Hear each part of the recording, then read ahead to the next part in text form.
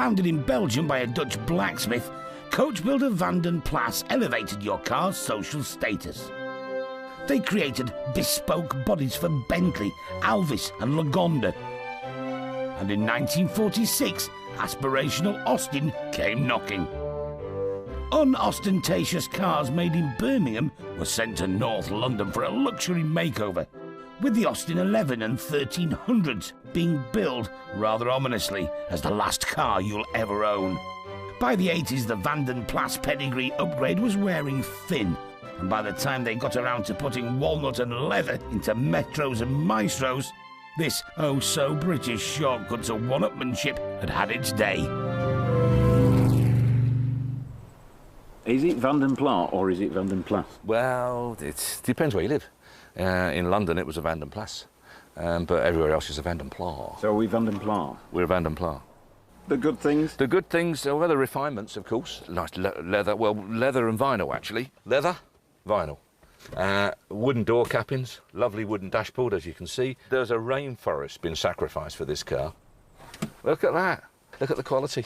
I'm surprised there's not 2 China cups in there ready to fit straight into. Lovely, isn't it? So Mr. and Mrs. Huddersfax driving along in the 70s. He's driving along a piece of motoring history that is so, in his opinion, in his mind, is so way upmarket from your average 2-door Austin 1100 that was sitting alongside him in the traffic jam. You were somebody. You were somebody. This apparently good example has only done 31,000 miles and has sat in a garage for 26 years. Now here we have the engine bay. Look, in the early days we had a problem in the winter with them warming up quick enough. So the guy has improvised with his own warm-up device. But these cars suffered from an intrusion of water.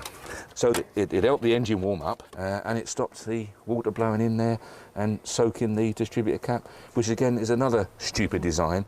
So, apart from the hydroelastic suspension, it's all right?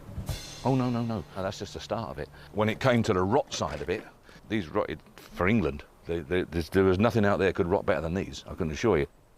So, although this car looks good, it could be as crumbly as a posh biscuit underneath. So, would anybody consider restoring one? No. Well, you would, but you'd have to be just probably escaped. They'd soon lock you up again, no question about that. No, nobody with any common sense. No, definitely not, no. But this market is full of people without any common sense, isn't it? I mean, they won't be in it for a start off. I mean, we're all balmy, aren't we? To give this plum princess the renovation it deserves, we've chosen to ship it out to master craftsman Martin Morocco. With 46 years in the business, he knows exactly how to deal with motoring royalty. Nice cars. I like these.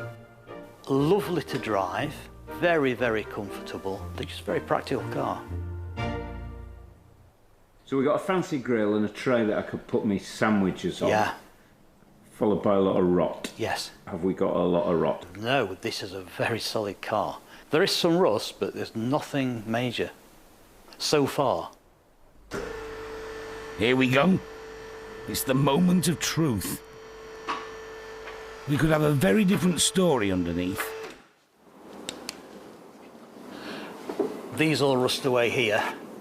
These sills all go. But this is all rock solid. Fantastic. The big problem area for these is where this subframe bolts to the body, but this looks really solid to me. Yeah, you've dropped lucky. Should turn this around quite quickly.